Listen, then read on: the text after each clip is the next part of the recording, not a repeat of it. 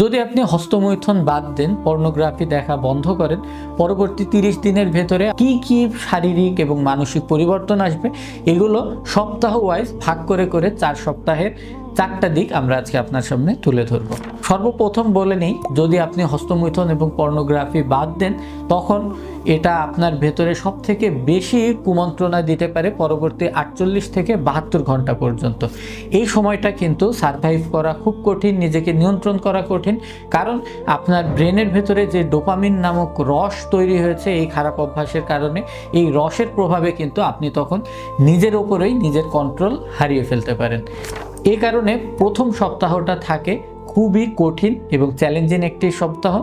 এই সময়ে আপনি যদি হস্তমৈথুন এবং পর্নোগ্রাফি বাদ দেন, আপনার ভেতরে খুব ঘন ঘন স্বপ্ন দোষের মতো সমস্যা দেখা দিতে পারে। এতে ভয় পাওয়ার কোনো কারণ নেই, এটা সম্পূর্ণরূপে স্বাভাবিক। এবং আপনার ভেতরে উত্তেজনা কাজ করবে এই সময়তে বেশি। আপনার ভেতরে সবসময় একটা অস্থিরতা আসবে, গা ঘামতে পারে, গা হাত পা কাঁপতে পারে। এমনকি অনেক সময় যদি খুব বেশি পরিমাণে আপনি আসক্তির ভেতরে থাকেন, সেক্ষেত্রে কিন্তু আপনার ভেতরে একটা খিঁচুনি ভাবও দেখা দিতে পারে, তবে সেটা পরিমাণ খুবই সামান্য এবং খুব কম মানুষের ক্ষেত্রেই এমনটি হয়। দ্বিতীয় সপ্তাহে আপনি আপনার ভেতরে একটু বেশি পরিমাণে এনার্জি লক্ষ্য করবেন, আপনার ভেতরে একটা স্নায়বিক শান্তি দেখা দিবে এবং আপনার ঘুমটা কিন্তু এই সময়ে আরও আস্তে আস্তে দেখবেন যে ভালো এবং গভীর হতে শুরু করেছে। এবং এই দ্বিতীয় সপ্তাহের আরেকটা খুব বড় যে বেনিফিট আপনার ভেতরে আসবে, সেটা হচ্ছে আপনার শরীরের যে যৌন রস টেস্টোস্টেরন, এটা কিন্তু 30% পর্যন্ত বিভিন্ন গবেষণাতে এসছে যে আপনার ভেতরে বৃদ্ধি পেতে পারে। এবং এই বৃদ্ধিটা কিন্তু আপনি যে হারিয়ে যাবে বা চলে যাবে এমন নয়। আপনার যদি শারীরিক পরিশ্রম এবং খাওয়া দাওয়া এবং ঘুমের প্রতি আপনি যত্ন নেন, তাহলে কিন্তু এই বৃদ্ধিটা আপনি পার্মানেন্ট করতে পারবেন এবং আপনার সেক্সুয়াল পাওয়ার কিন্তু দিনকে দিন বাড়তে থাকবে।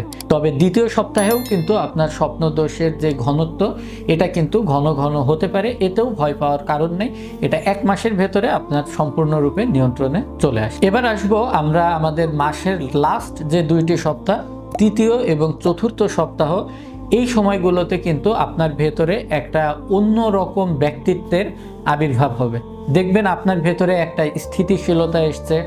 আপনার যে স্নায়বিক শান্তি দ্বিতীয় সপ্তাহ থেকে আসা শুরু হয়েছে, সেটা তৃতীয় সপ্তাহতে এবং চতুর্থ সপ্তাহতে ক্রমবর্ধমান পর্যায়ে বাড়তে থাকবে এবং আপনি কিন্তু কনসেন্ট্রেশন করতে পারবেন খুব ভালোভাবে। আপনার পড়াশোনা বা অফিসের কাজের ক্ষেত্রে যে মনোনিবেশ করা, এটাতে আপনি খুব ভালোভাবে মনোনিবেশ করতে পারবেন এবং একাগ্র চিত্তে কিন্তু কাজ বা পড়াশোনা করতে পারবেন। আপনার শরীরে যে মাংসের ঘনত্ব আছে, যৌন রস যেহেতু দ্বিতীয় সপ্তাহ থেকে বাড়া শুরু করছে, এর প্রভাবে কিন্তু আপনার মাংসের ঘনত্ব এবং হাড়ের ঘনত্ব, এই জিনিসগুলো কিন্তু আস্তে আস্তে বৃদ্ধি পেতে থাকবে। এবং সর্বোপরি আপনার জীবনের প্রতি আপনার যে একটা কন্ট্রোল, আপনার শরীরের প্রতি যে আপনার একটা কন্ট্রোল, আপনার মনের প্রতি কন্ট্রোল, এই কন্ট্রোলগুলো কিন্তু আপনার ভেতরে চলে আসবে। একটা আত্মিক প্রশান্তি আপনি লক্ষ্য করতে পারবেন এবং এটাকে যদি আপনি 1 মাসের পরে দ্বিতীয় মাস পর্যন্ত কন্টিনিউ করতে পারেন, এরপরে কিন্তু আর আপনার ভেতরে এই খারাপ এবং গর্হিত কাজ করার কোনো রকম ইচ্ছাই জাগবে না। এবং পর্নোগ্রাফি এবং হস্তমৈথুনের কারণে আপনার ব্রেনের ভেতরে যে ওয়্যারিংয়ের পরিবর্তনগুলো হয়, এগুলো কিন্তু 6 থেকে 8 মাসের ভেতরে সম্পূর্ণরূপে আবার স্বাভাবিক পর্যায়ে চলে আসবে। এই ভিডিওটি আমরা এখন শেষ করব 4 সপ্তাহে 4টি কার্যকারী টিপস বলার মাধ্যমে, যেগুলো আপনাকে এই কাজটা করতে সহজ করে দেবে। প্রথম সপ্তাহে আপনি চেষ্টা করবেন আপনার ভেতরে এরকম খারাপ ইচ্ছা জাগলে, সেটি হচ্ছে যতদূর সম্ভব যে সকল অশ্লীলতা এবং খারাপ ছবি আপনার ফোনের ভেতরে যে সকল অ্যাপ দিয়ে আসতে পারে, যেমন ইনস্টাগ্রাম হতে পারে বা ফেসবুক অথবা ইউটিউব হতে পারে, এগুলোর ক্ষেত্রে আপনি কিছু সেফগার্ড অন করে নিতে পারেন অথবা কিছু দিনের জন্য এগুলো থেকে নিজেকে বিরত রাখতে পারেন।